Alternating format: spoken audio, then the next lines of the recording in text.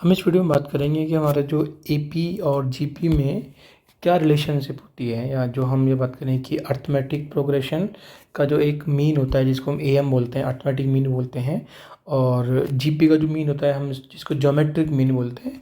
हम एपी और जीपी में क्या रिलेशन होता है और उस रिलेशन का यूज़ करके आईआईटी जेईई में किस तरीके से क्वेश्चन पूछे जाते हैं। ठीक है, तो मैं अभी इस वीडियो में बात करूँगा कि हम कैसे उसका रिलेशन होगा, क्या रिलेशन होगा, हम उसको कैसे याद रखेंगे, या हमें याद करने की रिक्वायरमेंट नहीं, वो ऑटोमेटिक याद हो जाएगा। और उसके आने वाले वीडियोज़ में हम ये देखेंगे कि हमें आईआईटी जेईई में किस तरह के क्वेश्चंस इस रिलेशनशिप के ऊपर पूछे गए हैं। ठीक है, तो जैसे कि हमें ये पता है कि कोई भी अर्थमेटिक प्रोग्रेशन है, कोई भी एपी हमारे पास में है, कोई भी समांतर श्रेणी हमारे पास में है, उस समांतर श्रेणी के दो पद हैं। ठीक है, इसके दो पद हैं ए और बी।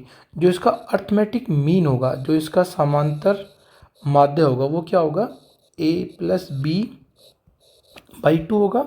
दोनों पदों को जोड़ेंगे, डिवाइड बाई टू कर देंगे, जो कि एवरेज होगा। मानो जैसे कि हमारे पास में दो पद हैं, एक 4 है और एक 6 है। यदि आपसे पूछा जाए इन दोनों पदों का समांतर माध्य क्या होगा या अर्थमेटिक मीन क्या होगा, तो आप क्या करोगे, आप 4 प्लस 6 को जोड़ोगे, डिवाइड बाई 2 कर दोगे, तो वैल्यू 5 आ जाएगी, जो कि वैल्यू इन दोनों के बीच में होगी।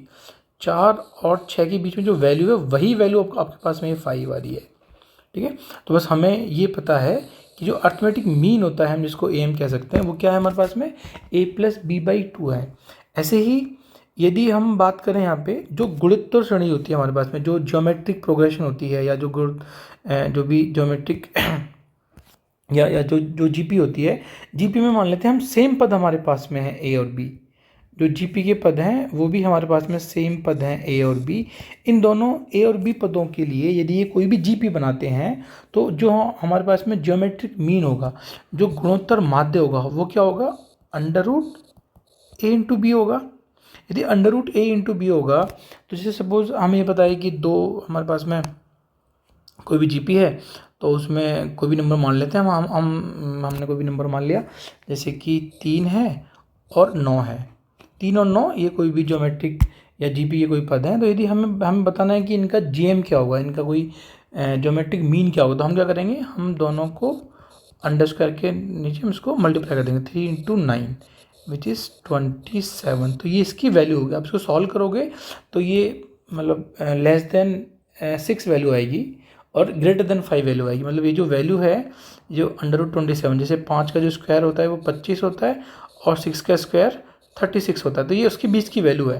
तो ये हमारे पास में जीएम होगा। तो अब हमें समझने वाली बात यह है, लेकिन आईआईटी वाले क्या करते हैं, जब आईआईटी जेईई का पेपर होता है तो वो इन दोनों इक्वेशन का यूज़ करते हैं। मैं बताता हूँ हमको, वो इन दोनों इक्वेशन का यूज़ करके बहुत अच्छे बहुत ही ब्यूटीफुल क्वेश्चन बनाते हैं।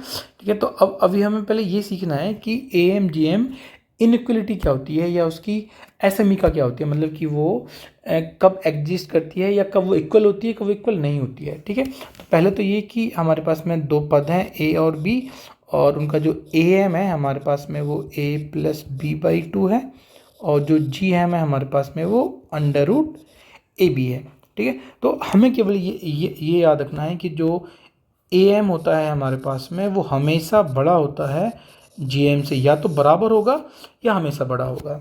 लेकिन एक कंडीशन यहाँ पे है, एक यहाँ पे शर्त है हमारे पास में।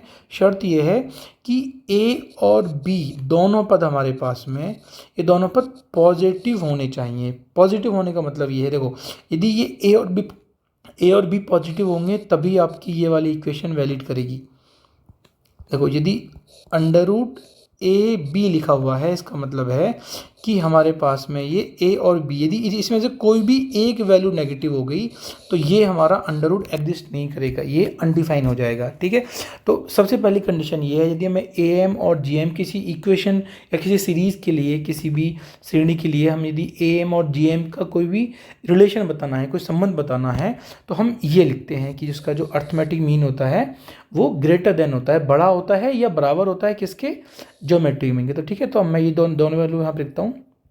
This is A plus B by two is greater than, या तो बड़ा है या इक्वल है किसके, अंडर रूट ए बी के। तो ये हमें इक्वेशन याद रखनी है, ये बहुत ही इंपॉर्टेंट है, और इसके बेस पे हम अब आईआईटी जेईई में आए हुए क्वेश्चन डिस्कस करेंगे, और हम नए क्वेश्चन भी इस पे डिस्कस करेंगे।